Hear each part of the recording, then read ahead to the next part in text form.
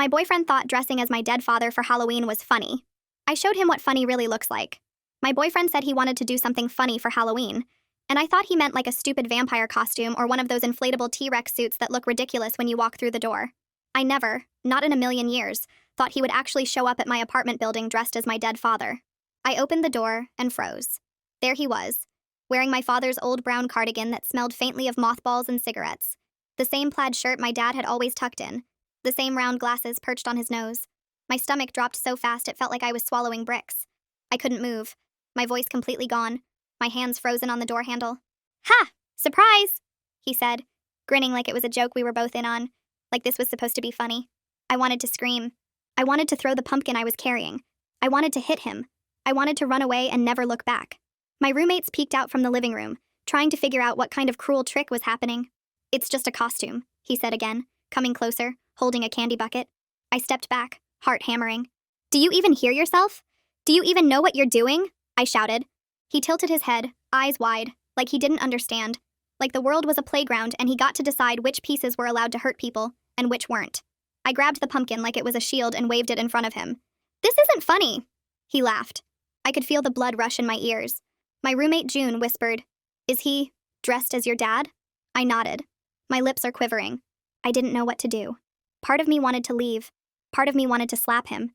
Part of me wanted to disappear into the couch cushions. He stepped closer, leaning like he was going to pat my shoulder in that familiar, fake, comforting way my dad used to, the one that never comforted anyone. I flinched back and my foot hit the side of the coffee table. A glass wobbled. I could hear it rattling. He didn't care. He didn't even notice. "Come on, babe," he said. "It's just Halloween. You know I love a good prank." My stomach twisted. I could feel my hands shaking. I wanted to scream. I wanted to shove him out the door. "A prank? You dressed as my dead father as a prank? Are you insane? Do you even think about what you're doing to me?" I yelled. He froze for a second, blinking, like he had never imagined that costumes could have consequences. Then he shrugged and said, "I thought it would be funny. You're too serious." Too serious? I wanted to hit him. I wanted to shake him. I wanted him to understand, really understand, that this wasn't funny, that this wasn't a joke. My roommate finally stepped forward, voice low and sharp. "This is not okay. This is beyond weird. This is cruel." He laughed again. I felt like my stomach was going to collapse completely. "You need to calm down," he said, smiling like he had done nothing wrong. I grabbed the candy bucket and threw it at him, hard. It hit his chest and fell to the floor, candies scattering everywhere. He didn't move. He just looked at me like I was being dramatic. My hands were shaking. I could feel my vision narrowing. Every memory of my dad, every time I'd heard him laugh, every time I'd seen him sit in his chair in the living room, every time he'd taught me how to ride a bike, every time he'd told me it would build character, it all collided into this single, blinding, unbearable point of rage. I stepped forward, chest heaving. "Do you understand what you've done? Do you realize how disgusting this is? You have no boundaries. This is my father. My dead father. And you—" I stopped. I couldn't finish. There were tears in my eyes. My roommate was staring at both of us. I wanted him gone. I wanted him to leave the apartment. I wanted him to understand, in some way that words couldn't convey, that what he had done was unforgivable. He finally raised his hands. Okay, don't get upset." His voice was fake calm, patronizing, like he always did when he thought he was right and I was overreacting. And that's when it snapped. Something inside me, some long-held patience that had been stretched thin by the way he always acted like nothing mattered, that everything was just a joke, that nothing serious existed unless it directly benefited him. Something inside me broke completely. I pointed at the door, my finger shaking so hard it looked like I was pointing at 10 different things. "Get out of my apartment right now." My voice came out louder than I meant it to, shaking with something I didn't even recognize in myself, something that felt like it had been building for months and just exploded all at once. He stood there in my father's clothes, his face doing this confused thing like he couldn't understand why I was being so mean to him, like he was the victim here, and that look made me want to scream even louder. June moved fast, stepping right between us, her body blocking him from getting any closer to me. "You need to leave immediately." Her voice was firm, protective, the way she talks to creeps who won't leave her alone at bars. He blinked a few times, then finally started pulling off the cardigan, moving so slowly like he was doing us this huge favor, like we should be grateful he was listening at all. I watched his hands fold the sleeves and I wanted to scream at how casual he was being about this whole thing, how he could just take off my dad's clothes like it was nothing, like they were just some random costume he'd rented. I couldn't stand watching him touch it anymore. I lunged forward and grabbed the cardigan right out of his hands before he could fold it properly, clutching it against my chest so hard my knuckles went white. "He doesn't get to touch my father's things anymore." Not after this. Not ever again. The smell hit me immediately. This awful mix of my dad's old cologne that I'd sprayed on the cardigan months ago when I missed him too much, mixed with his cheap body spray that he uses way too much of. My stomach turned and I had to breathe through my mouth because the combination was making me feel sick, making me realize I'd have to wash this cardigan like 5 times to get his smell out of the fabric, to get him out of something that belonged to my dad. Can we just talk about this like adults? He used that calm voice, that talking down to me voice he always uses when he thinks I'm being crazy or too emotional. I told him there was nothing to talk about and he needed to leave right now, but instead of listening, he just walked over to my couch and sat down, settling in like he was planning to stay for hours, like he was getting ready for some long talk where he'd explain to me why I was wrong to be upset.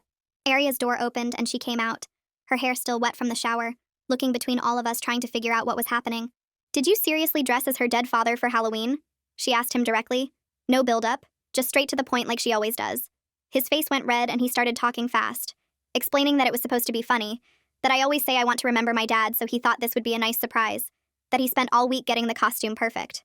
Aria just stared at him with her mouth a little bit open, not saying anything, and the silence was somehow worse than if she'd yelled at him. I could see her looking at the plaid shirt, the glasses, putting together how much effort he'd put into mocking my dead father. I realized he wasn't going to leave on his own, that he was just going to sit there on my couch trying to convince me I was being dramatic until I gave up and apologized to him. "If you don't leave right now, I'm calling the building manager to have you removed." He finally stood up, throwing his hands in the air like I was being so unfair, so unreasonable, and headed toward the door while saying something under his breath about how I can't take a joke, how everything always has to be so serious with me. He stopped right at the door and turned around. "We'll talk when you've calmed down." Like this was just me being emotional. Like tomorrow I'd wake up and realize I'd overreacted and apologize for embarrassing him. "Don't contact me at all," I said, and he laughed. Actually laughed, like he didn't believe I meant it, like he thought I'd be texting him in an hour, asking him to come back. That laugh made something click in my head, made me realize he'd never actually listened to anything I said, that every time I told him something bothered me, he'd just wait for me to get over it instead of actually hearing me. After he left, I collapsed onto the couch, just completely fell into it like my legs couldn't hold me up anymore. I started crying, these big ugly sobs that made my whole body shake, and June and Aria sat down on either side of me without saying anything at first. They didn't try to make excuses for him or suggest maybe I was being too harsh. Didn't do that thing people sometimes do where they try to see both sides. They just let me cry. And after a few minutes, June said what he did was completely messed up, and Aria agreed. And hearing them say it made me cry harder because I'd been so scared they'd think I was overreacting. June got up and came back with tea, the kind with honey that she knows I like, and Aria grabbed my phone off the coffee table. "Let me block his number before he starts texting you." I was shaking so hard that when I tried to take a sip of the tea, some of it spilled onto my shirt. And I realized this wasn't just about tonight. This was about every single time he'd dismissed my feelings and called it a joke. Every time he'd made me feel crazy for being upset about something he did. My phone started buzzing in Aria's hand before she could finish blocking him, like he'd been typing the whole walk back to his car. She looked at the screen and her face did this thing where I could tell whatever he was saying was bad. He's saying you embarrassed him in front of your roommates and he deserves an apology.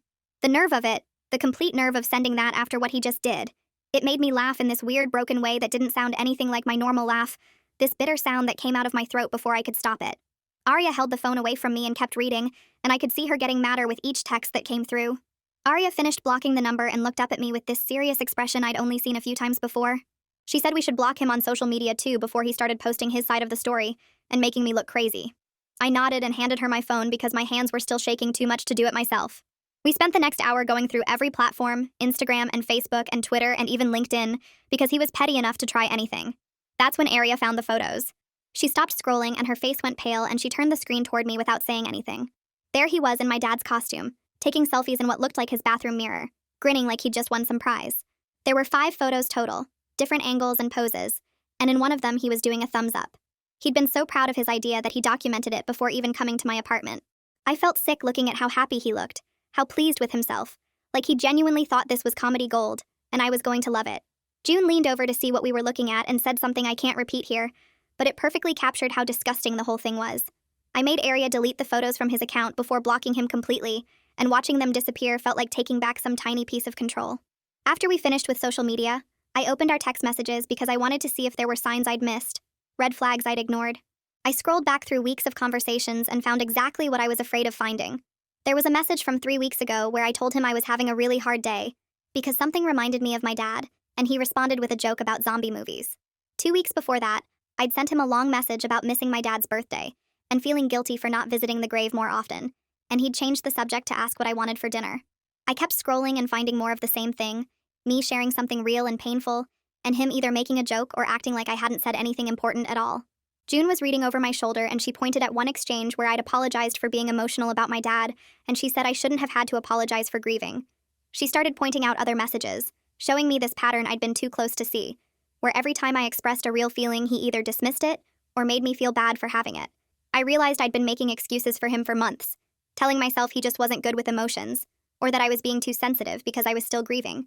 But looking at all these messages together, seeing the pattern laid out in blue and gray text bubbles, I couldn't pretend anymore that this was normal or okay. Around midnight, we were still sitting on the couch, June and Arya on either side of me like bodyguards, when someone knocked on the door. All three of us froze and looked at each other, and my stomach dropped because I knew exactly who it was. June got up slowly and walked to the door and checked the peephole, and when she turned around, her face confirmed what I already knew. She mouthed his name, and I shook my head hard, telling her not to open it, and she nodded and came back to sit with me. He knocked again, harder this time, and then his voice came through the door saying he just wanted to talk, that he was sorry I got upset. The non-apology made my blood boil all over again because he wasn't sorry for what he did. He was sorry that I reacted badly to his hilarious joke. He kept saying he wanted to explain, that if I would just listen, I'd understand he didn't mean anything by it, and every word made me angrier because he still didn't get it. Arya squeezed my hand and whispered that we didn't have to respond, that we could just wait him out, and I nodded because I didn't trust myself to yell through the door without completely losing it. He kept knocking and talking through the door for what felt like forever, but was probably 10 minutes. He tried different approaches, starting with the fake apologetic tone, then switching to frustrated and saying I was being unreasonable, then back to sweet and saying he missed me and wanted to fix this. We sat there in complete silence, not moving, barely breathing. Like if we were quiet enough, he would think we weren't home even though he obviously knew we were. Arya finally stood up and walked close to the door and said loudly that if he didn't leave right now, she was calling the police for harassment. There was silence on the other side for a few seconds, and then I heard his footsteps retreating down the hallway, heavy and angry sounding. June went to check the peephole again and confirmed he was gone, and only then did I realize I'd been holding my breath. I felt sick and shaky and violated in my own home, like he'd proven he didn't respect my boundaries even when I stated them clearly, even when I had witnesses, even when I literally would not open the door. The apartment didn't feel safe anymore, and I hated him for taking that away from me too. I couldn't sleep that night even though I was exhausted down to my bones. I lay in bed staring at my ceiling and listening to every small sound in the hallway, jumping every time someone walked past my door. Around 3 in the morning, I gave up and grabbed my phone and started looking through photos of my dad. I had hundreds of them. Pictures from before he got sick when he still looked like himself, and I scrolled through them crying quietly so I wouldn't wake up June and Arya. I found myself whispering apologies to the pictures, saying I was sorry for letting someone mock his memory like that, sorry for not throwing my boyfriend out the second I saw what he was wearing. The rational part of my brain knew my dad wouldn't blame me, but the grief part felt like I'd failed to protect something sacred. I kept thinking about how my dad would have reacted if he'd been alive to see this, and I knew he would have been furious. Not at me, but at someone who thought trauma was entertainment. My dad had always been protective, sometimes too protective, but right now I missed that feeling of having someone who would fight for me without me having to ask. I cried harder because I knew my dad would have hated seeing me with someone who treated me this way, and I felt stupid for not seeing it sooner. The next morning, I woke up to my phone buzzing nonstop on my nightstand. I grabbed it with my eyes still half closed and saw 17 missed calls from him, all within the last hour, plus a voicemail notification. I played the voicemail on speaker and immediately regretted it when his voice filled my room saying he was coming over this afternoon to get his stuff that he kept at my place. He said it in this matter-of-fact tone like of course I would let him in, like last night hadn't happened, like he had some automatic right to access my apartment whenever he wanted. June must have heard it from her room because she knocked on my door and came in still wearing her pajamas. She sat on the edge of my bed and said there was no way I was dealing with him alone, that she and Arya would both be here when he came, and I felt this wave of gratitude that made my eyes water again. She said he wasn't going to corner me or manipulate me or make me feel guilty, not with witnesses there to see exactly what he was doing. I nodded and tried to thank her, but my voice came out scratchy and broken from crying all night. I spent the morning gathering his belongings from around my apartment, and it was shocking how much of my space he'd gradually taken over. There was a whole drawer of his clothes in my dresser, his toothbrush in my bathroom, his deodorant, and cologne on my counter, his books on my shelf mixed in with mine, his jacket on my coat hook, his phone charger by my bed, his favorite coffee mug in my cabinet. I put everything in a big black garbage bag, and it felt petty, but also necessary. Like I was physically removing him from my life one object at a time. Each item I grabbed made me realize how much he'd spread into every corner of my apartment, how he'd made himself at home without ever actually respecting my home. The garbage bag got heavier and heavier, and by the time I was done it was almost full. This physical representation of 2 years of him gradually occupying more and more of my space. I tied the bag closed and put it by the door and stared at it for a minute, thinking about how easy it was to remove someone's stuff, but how much harder it would be to remove them from my head. He showed up at exactly 2 in the afternoon like he'd announced in his voicemail, and I heard him in the hallway before he even knocked because he was talking to someone. June checked the peephole and said he brought Omar with him, and I felt this flash of anger that he'd brought back up, like this was some kind of confrontation that needed witnesses. I grabbed the garbage bag and opened the door just wide enough to shove it through, and there he was with Omar standing slightly behind him, looking uncomfortable. Omar wouldn't make eye contact with me and kept staring at the floor, and I wondered what version of last night's events he'd been told. I held out the garbage bag and said this was everything, and he needed to leave now, and he tried to push the door open wider like he was planning to come inside and check. I pushed back against the door and said no, he wasn't coming in. This was everything, and he needed to take it and go. June appeared beside me and physically blocked the door with her body, standing in the opening like a wall. She told him in this cold voice I'd never heard her use before that he wasn't welcome here anymore, that he needed to take his stuff and leave and not come back. He started to argue, saying he just wanted to make sure I hadn't missed anything, and June cut him off and said she didn't care what he wanted. Omar finally spoke up and said they should just go. His voice quiet but firm, and he put his hand on his friend's shoulder like he was trying to pull him away. I saw something in Omar's face when he looked at his friend. This expression that was part disappointment and part recognition, and I got the feeling this wasn't the first time he'd watched his friend cross lines and hurt people. Omar grabbed the garbage bag and started walking toward the stairs, and for a second I thought it was over.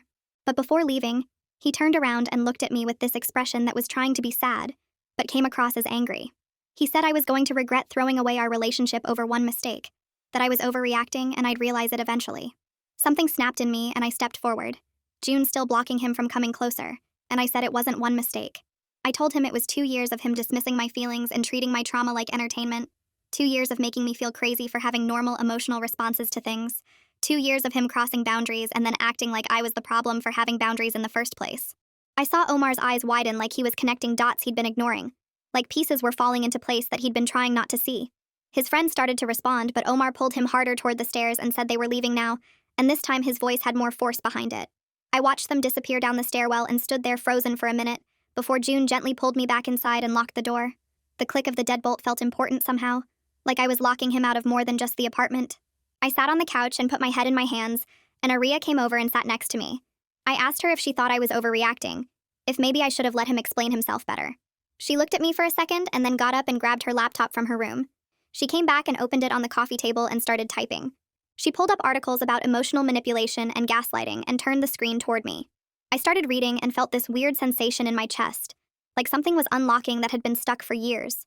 Every single tactic was described in these clinical terms, and I recognized all of them from my relationship. The minimizing, the making me doubt my own reactions, the way he'd turn his cruelty into jokes I was supposed to laugh at.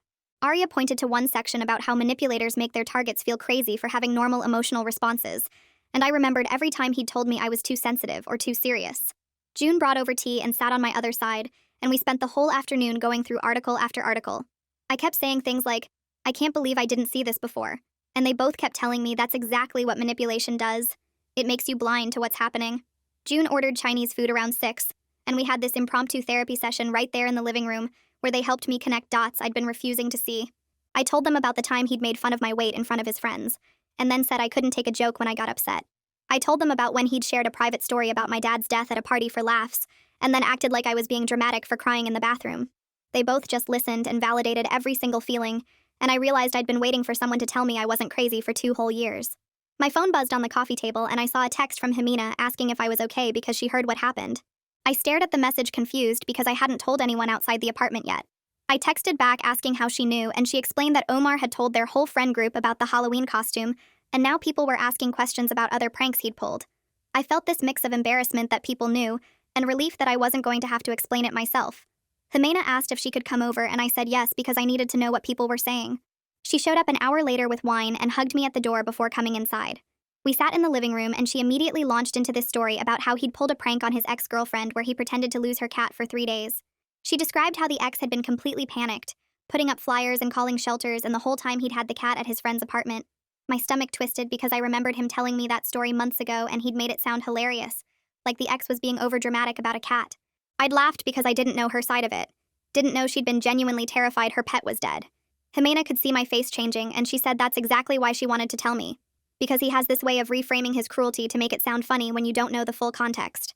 She pulled out her phone and showed me screenshots from their friend group chat, where people were sharing stories about his pranks. I scrolled through message after message and saw this clear pattern of him targeting people's vulnerabilities and calling it humor. Someone mentioned he'd made a joke about their friend's miscarriage at a party, and I felt my hands start shaking because I remembered that night. I'd left early because something felt wrong, but I couldn't articulate what it was, and now I knew it was because I'd watched him mock someone's grief, and everyone had laughed because they didn't know how else to react. Jimena pointed to another message about how he'd once pretended to forget his girlfriend's birthday for a week as a prank, and I realized every single story followed the same structure. He'd find what hurt someone most, and he'd poke at it until they broke, and then he'd act like they were being too sensitive when they got upset. I asked Jimena why no one had said anything before, and she admitted they'd all been uncomfortable. But nobody wanted to be the one to call him out, because he'd just turn it around and make them look like the problem. I grabbed my notebook from the coffee table and started writing down every incident I could remember where he'd crossed a line, and then made me feel crazy for being upset. The first page filled up fast with things like the time he'd told his mom I was bad with money, when I'd just been careful about spending, or when he'd posted an unflattering photo of me online after I'd asked him not to and said I was being vain. The second page covered all the times he'd dismissed my grief about Dad, making jokes about death or changing the subject when I needed to talk. The third page was smaller things that had built up over time, like how he'd criticize my cooking, and then say he was just trying to help me improve, or how he'd make plans without asking me and then get mad when I couldn't drop everything to join him. I stared at these 3 pages and felt stupid for staying so long, but also validated that my anger was completely justified. June read over my shoulder and pointed out that each incident ended with him making me apologize for being upset, and I realized that was the pattern. He'd hurt me, and somehow I'd end up being the one saying sorry. Jimena suggested I talk to his ex-girlfriend directly because she'd apparently gone through something really similar and might help me understand I wasn't alone. I hesitated because I didn't want to seem like I was building some kind of case against him, like I was trying to gather evidence to prove he was terrible. Jimena said it wasn't about building a case, it was about understanding the pattern, so I could heal without second-guessing myself for the next 6 months. She offered to connect us, and I said okay, because part of me needed to know this wasn't just me, that I hadn't somehow brought this on myself by being too sensitive like he always said. Jimena sent a message right there while sitting on my couch, and within 10 minutes her phone buzzed with a response. The ex-girlfriend's name was Lotta, and she messaged me first after Jimena connected us. Her message was kind and straightforward, saying she was sorry I went through this and that she recognized the Halloween costume incident as exactly the kind of thing he does. She wrote that he has this talent for finding someone's deepest pain and poking at it and then acting confused when they react badly. She said she'd be happy to talk if I wanted to, and I immediately said yes because I needed to hear from someone who'd survived him and come out okay on the other side. We switched to a phone call and ended up talking for 2 hours straight. She described the exact same cycle I'd experienced, where he'd do something hurtful and she'd get upset, and he'd call her too sensitive and she'd end up apologizing for overreacting. She told me about the cat prank in detail, and I could hear the pain still in her voice even though it had been over a year. She said it took her 6 months after their breakup to stop second-guessing her own feelings about everything, to trust that her emotional reactions were normal and valid and not some character flaw like he'd convinced her they were. Lotta mentioned that he has a brother who's actually really kind and had apologized to her after the breakup for not seeing what was happening during their relationship. I realized she was talking about Marlon, and I'd met him a few times at family dinners. He'd always seemed uncomfortable around his brother's jokes, like he wanted to say something but didn't know how. I wondered if he'd seen things I'd been too close to notice, if he'd watched his brother hurt me the same way he'd watched him hurt Lotta and felt powerless to stop it. Lotta said Marlon had reached out to her months after they broke up to say he was sorry for not speaking up, that he'd been trained since childhood to excuse his brother's behavior, and he was working on breaking that pattern. The conversation with Lotta made me feel less alone, but also sad that there was apparently a trail of women who'd been through this same cycle with him, all of us thinking we were the problem until we got far enough away to see clearly. My phone rang 2 hours after I hung up with Lotta, and I saw Salvador's name on the screen. Mom had told him everything, and he sounded mad in a way I hadn't heard since we were kids, and someone broke my bike on purpose. He said he was getting in the car right now and he'd be there in 3 hours, and I should make a list of anything I needed from the store. I told him he didn't have to drive all that way, but he was already starting his engine and I could hear him putting the call on speaker. He showed up at my door with 4 grocery bags and a pizza from my favorite place near his apartment, the one that makes the garlic knots I used to eat every weekend when I visited him in college. I opened the door and saw his face and just started crying again, the kind of crying where you can't really breathe right and your whole chest hurts. He put the bags down and hugged me and didn't say anything about me getting tears and snot all over his jacket.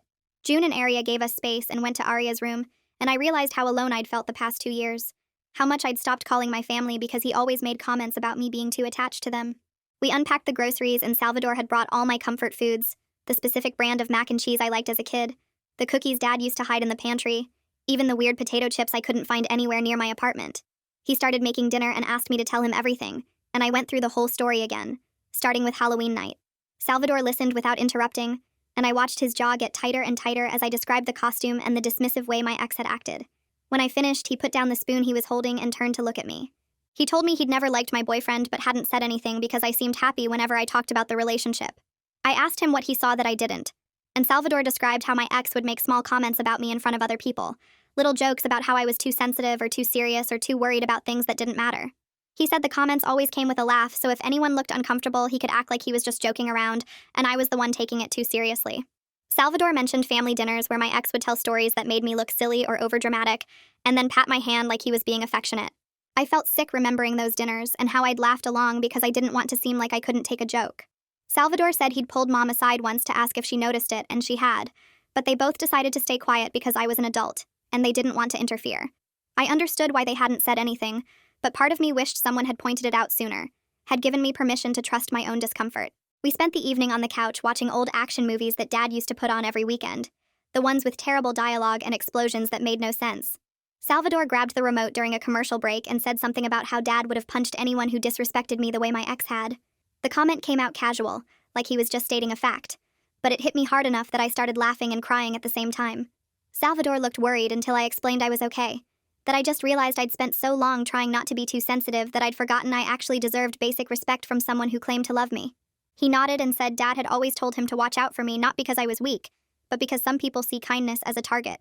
We finished the movie and I fell asleep on the couch with my head on Salvador's shoulder, feeling safer than I had in months. The next morning my phone buzzed with a message from Omar asking if we could talk, and my first instinct was to block him immediately.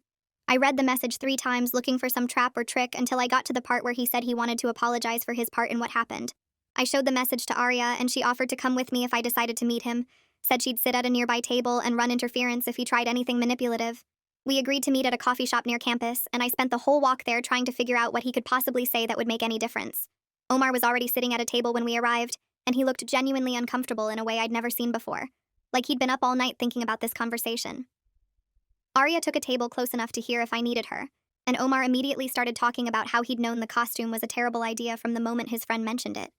He said he'd tried to talk him out of it, but didn't push hard enough because he'd spent years dismissing his own instincts when it came to his friend's pranks.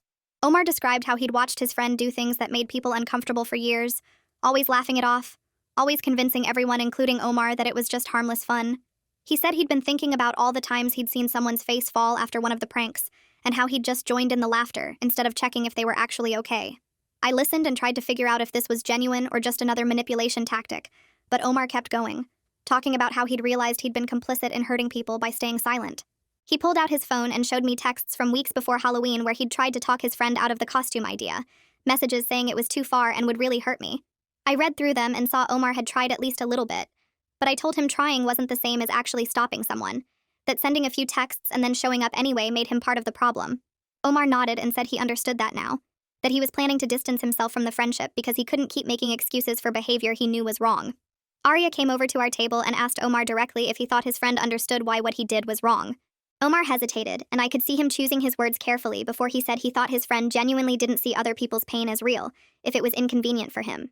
The way he said it, so clinical and detached, made me realize I'd dated someone who actually lacked basic empathy, and somehow convinced me that was normal. We finished our coffees, and Omar apologized again before leaving, and Arya asked me if I felt any better after the conversation. I said I didn't know, but at least Omar had tried to take responsibility for his part, which was more than I expected from anyone in that friend group. I went back to work after taking 2 days off, and my coworkers were supportive without asking too many questions about what happened. They'd noticed I seemed off, and a few people brought me coffee or offered to help with my projects without making a big deal about it. My boss called me into her office around lunch, and I thought I was in trouble for taking the time off, but she just said she'd noticed I seemed distracted, and I should take whatever time I needed. I started tearing up right there in her office because I wasn't used to people actually prioritizing my well-being over productivity or convenience. She handed me tissues and told me about a bad breakup she'd gone through years ago, and how taking time to process it had been the best decision she'd made. I thanked her and went back to my desk feeling a little less alone in all of this. The next day, I walked outside for my lunch break and froze when I saw my ex standing across the street, just watching the building entrance like he was waiting for me. My coworker Sarah came out behind me and noticed me staring and asked if I was okay. I pointed him out, and she immediately asked if I wanted her to call security, and I said yes without even thinking about it. Sarah went back inside, and 2 security guards came out within minutes, and I watched from the doorway as they walked over to my ex and talked to him. He gestured toward me and tried to explain something, but they escorted him away from the building and told him not to come back. Watching him get removed from my workplace gave me this surge of power I hadn't felt in years, like I was finally taking up space and setting boundaries that people actually respected. I went back inside and Sarah asked if I was okay, and I realized I actually was. That seeing him get consequences for his behavior made everything feel more real and less like something I'd imagined. That night, I opened my email and saw a long message from him with the subject line saying we needed to talk. I read through it 3 times looking for an actual apology, and found nothing except paragraphs about how I'd turned our friends against him and ruined his reputation over a misunderstanding. He wrote about how hurt he was that I'd ended things without giving him a chance to explain, how I'd made him look bad by telling people what happened, how he'd always supported me and this was how I repaid him. Every paragraph focused on his pain and his reputation, and how I'd wronged him by having boundaries and telling the truth. I read it again, and realized there wasn't a single sentence where he acknowledged what he'd actually done or how it had affected me, just pages of him playing the victim and making my trauma about his inconvenience. I opened a new email and forwarded the whole thing to Lada without adding any commentary, because the email spoke for itself. She responded within 5 minutes saying she got almost the exact same message when she broke up with him, down to the specific phrases about ruining his reputation and not giving him a chance to explain. We started texting back and forth about how he apparently kept a template for playing the victim, just swapping out names and specific incidents while keeping the core manipulation intact. The absurdity of it made me laugh in this sharp, bitter way that felt good, like I was finally seeing the joke instead of being the punchline. Lada sent screenshots of her email and I compared them side by side, finding whole sentences that were identical, and something shifted in my chest where the guilt had been sitting. 2 days later, a message popped up on social media from someone named Marlon asking if I was willing to talk, and I stared at the name for a solid minute before remembering he was my ex's brother. I almost deleted it, but something made me click through to his profile, and I saw photos of him with Arya at family gatherings, which explained how he found me. I messaged back saying I'd meet him for coffee, but only in a public place, and he agreed immediately and suggested a cafe near my work. We met on a Saturday afternoon, and he looked uncomfortable the moment he sat down, apologizing 3 times before the barista even brought our drinks. He told me he'd heard what happened from multiple people, and he was sorry for his brother's behavior, that he'd been trying to get him to see a therapist for years because these patterns weren't normal or okay. I asked what he meant by patterns, and Marlon hesitated, clearly trying to figure out how much to say, before explaining that his brother had been doing stuff like this since they were kids, but their parents always excused it as him being funny or charming. He mentioned a time in high school when his brother convinced a girl her dead grandmother's necklace had fallen down a drain as a prank, and their mom had laughed about it at dinner that night. I felt sick hearing that, realizing the Halloween costume wasn't some weird one-time thing, but part of a long history of finding people's pain and poking at it for entertainment. Marlon leaned forward and said he was a therapist himself, then carefully added that he couldn't diagnose his brother, but the behavior pattern suggested someone who didn't process other people as fully real, more like characters in a story he got to write. He told me it wasn't my job to fix him, and that leaving was the healthiest choice I could make, which hit different coming from a professional, instead of just my friends trying to make me feel better. I asked him if he thought his brother would ever change, and Marlon was quiet for a long time before answering honestly that change requires someone wanting to change, and his brother had never faced real consequences before. Every time something happened, their parents smoothed it over, or the friend group moved on, or the girlfriend eventually forgave him, so he never had to actually look at his behavior and decide it was wrong. Marlon mentioned that he'd tried talking to his brother about therapy multiple times over the years, but it always turned into a joke or an accusation that Marlon was being too serious. The same thing my ex always said to me. We finished our coffees and Marlon apologized again before leaving, and I sat there for another 20 minutes just processing the conversation. Something about hearing it laid out so clearly made me stop waiting for my ex to suddenly understand what he did wrong, this hope I'd been holding on to that he'd have some big revelation and apologize properly. I realized that wasn't going to happen, and I didn't need it to move forward, that I could just decide I was done, and that would be enough. Marlon had given me his card before leaving, and told me to call if I ever needed to talk, and at the bottom was the name of a therapist he recommended if I wanted to process everything that happened. I made an appointment that same day, and went to my first session the following week, sitting in this small office with plants everywhere while the therapist asked me why I stayed in a relationship where my feelings were constantly dismissed. I started talking about not wanting to be too much or too sensitive, and she stopped me, asking where I learned that being sensitive was bad. And I realized I'd been carrying that fear since childhood when my mom used to tell me I took things too personally. My ex had figured out that fear existed and used it perfectly, making every valid complaint I had into evidence that I was overreacting or being dramatic. The therapist wrote something down and told me my anger about the Halloween incident was actually healthy, that I'd been suppressing appropriate emotional responses for years because I was taught they were wrong. She said I had permission to be furious, and something unlocked in my chest that had been tight since my dad died, this pressure I didn't even know I was holding. I went home that night and pulled out a notebook, starting a letter to my dad telling him about everything that happened. I wrote about the Halloween costume and the breakup, and how I was sorry for letting someone disrespect his memory like that, and the words just poured out until I'd filled 6 pages front and back. Writing it made me cry, but it also helped me separate my grief about losing Dad from my anger about the relationship. 2 things that had gotten tangled together until I couldn't tell which feeling belonged to which situation. I put the letter in an envelope and tucked it into the box where I kept Dad's watch and his reading glasses. Not mailing it, obviously, but putting it somewhere safe felt important. June knocked on my door around 9 that night and told me she and Arya wanted to throw a small dinner at our apartment.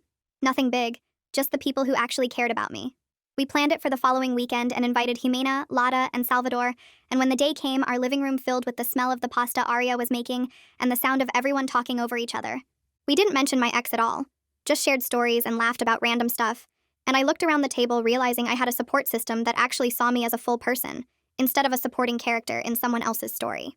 3 weeks later, I went to a mutual friend's birthday party, and froze when I saw my ex standing by the drink table, watching me with this sad puppy dog expression, like I was supposed to feel bad for him. He started walking toward me and I felt my stomach drop, but then I just turned away and continued my conversation with Jimena about her new job, keeping my back to him the entire time. He hovered nearby for a few minutes before finally leaving, and the ability to simply ignore him, to treat him like he didn't matter anymore, felt like the biggest victory I'd had in months.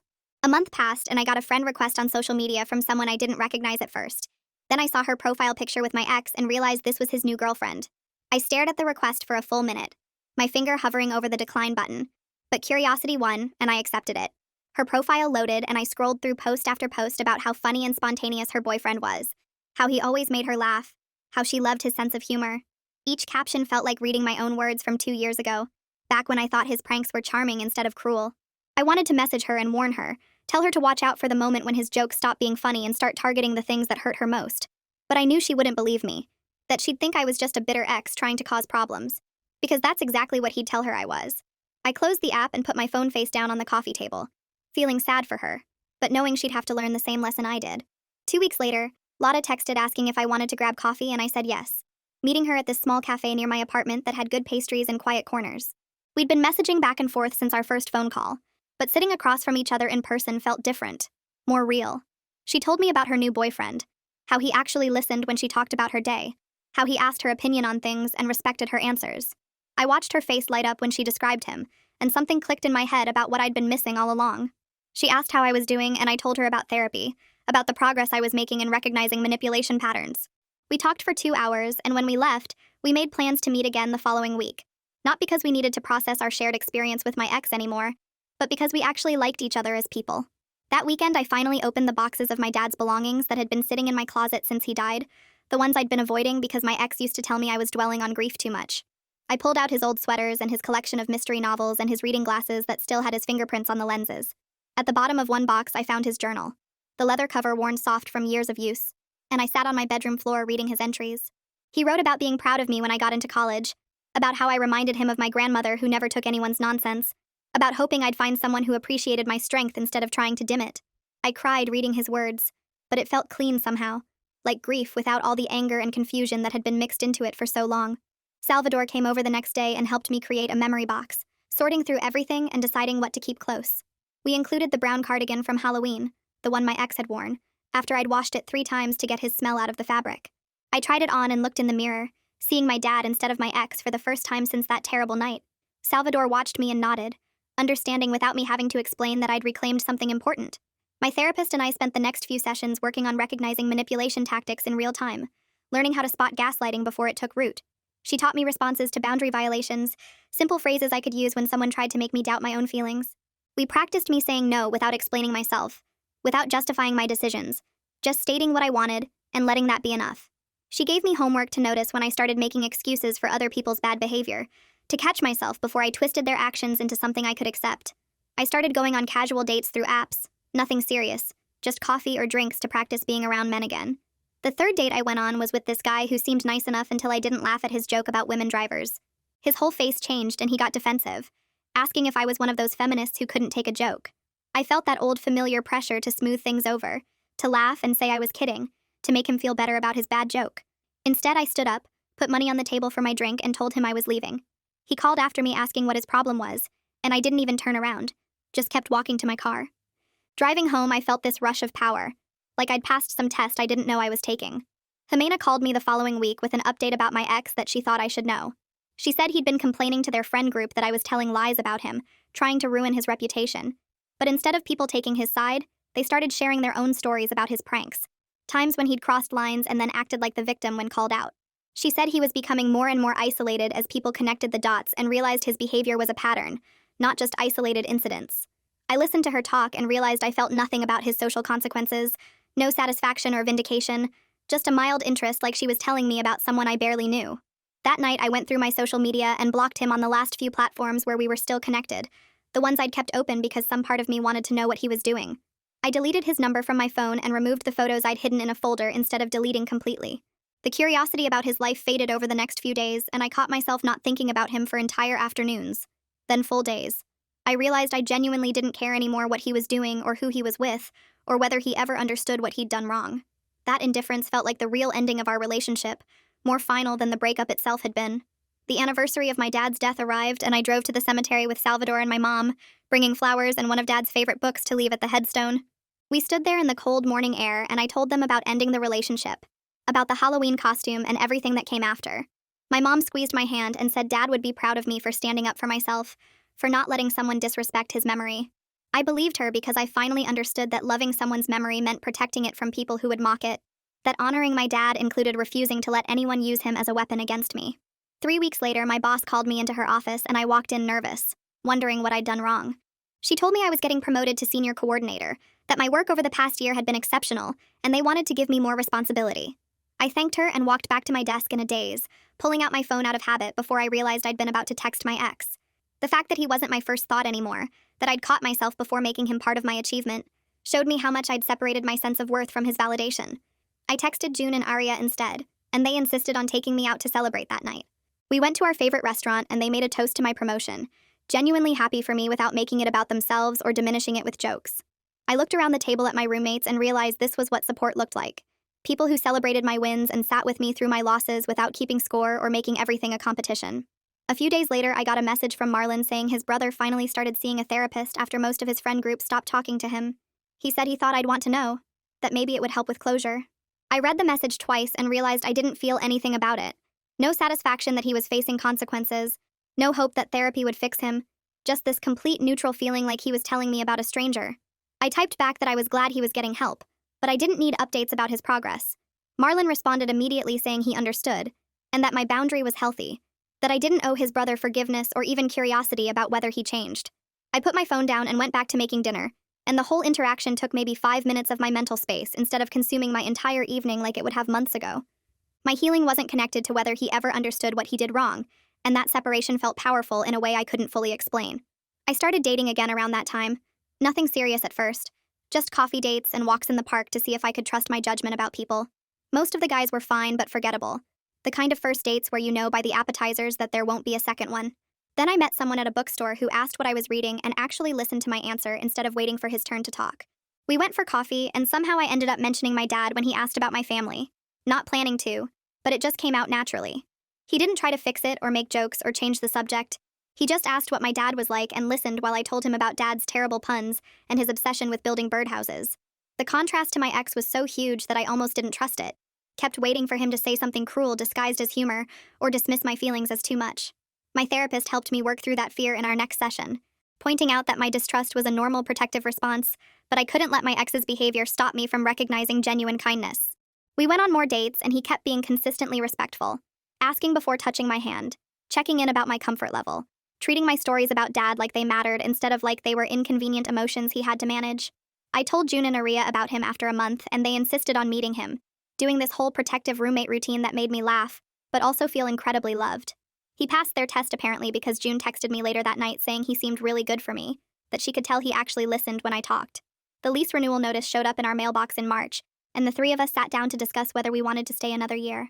Arya had been considering moving in with her girlfriend, but decided she wasn't ready yet, and June liked our location too much to leave. I realized I wanted to stay too, that this apartment had witnessed my absolute lowest point, but it was also where I rebuilt myself into someone who knew her worth. We signed the renewal papers together, and June made a joke about how we were stuck with each other, but it felt good instead of limiting. The space felt fully mine now. No trace of someone who didn't respect it or me, just 3 women who actually cared about each other building a home together. 6 months after Halloween, I woke up one Saturday morning and realized I was genuinely happy in a way that had nothing to do with him or the breakup. I wasn't happy because I'd won some contest or because he'd finally apologized. I was just happy because I'd built a life where my feelings mattered and my boundaries got respected. I still missed Dad every day. Still had moments where I'd see something he would have loved and feel that sharp grief in my chest. But I could honor his memory now without someone turning it into entertainment. Could talk about him without fear of mockery. Could wear his cardigan and feel close to him instead of violated. The guy I was dating asked if he could meet my mom in Salvador, which felt like a big step, but also natural instead of scary. We drove out to visit them on a Sunday, and he brought flowers for Mom and asked Salvador about his woodworking hobby, and I watched him interact with my family without trying to be the center of attention or turn everything into a joke. Mom pulled me aside while the guys were looking at Salvador's workshop and told me this one seemed different, that she could see him actually caring about my happiness. I agreed because it was true, and that truth felt like the best possible outcome. Not some dramatic revenge or cosmic justice, just peace and the knowledge that I deserved better than what I'd accepted before.